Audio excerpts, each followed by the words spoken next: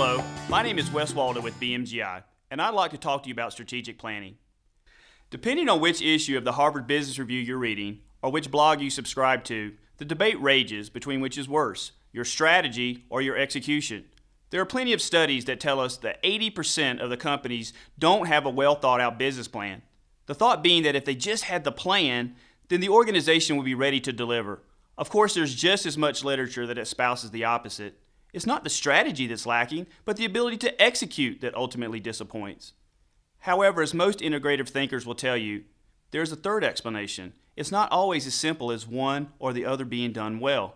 Leaders shouldn't be forced to choose whether they side with the part of the organization that believes strategy is correct and all that it's meant to be, or the side that says, if you would just give me the proper strategy, then our execution is ready to go.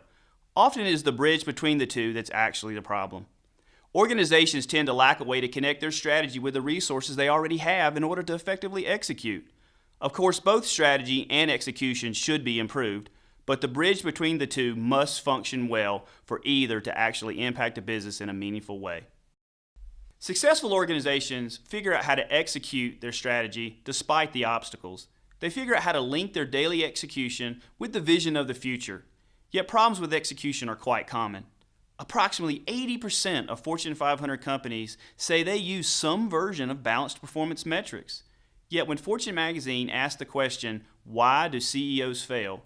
They estimate in 70% of the cases, it isn't bad strategy, it's bad execution. On average, an S&P 500 company is now being replaced about once every 2 weeks.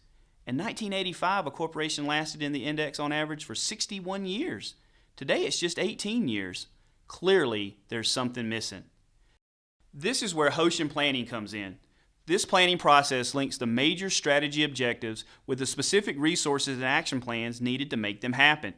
Through a back and forth refinement system known as Catchball, the entire organization becomes involved in delivering a combination of breakthrough performance and daily management.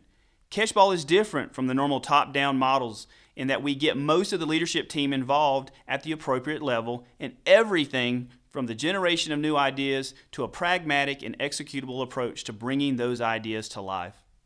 While senior management comes up with a 3 to 5 year Hoshins, or breakthrough objectives, they don't just stop there and drive those down to the organization. Instead, they socialize those ideas with mid-level managers and incorporate their ideas. Then those middle-level managers are more involved and will talk to their teams. It's like a game of catch, and by the end of which you have a plan that is everyone's involved with. This back and forth process is appropriately called Catchball, and it's a key element to Hoshin planning.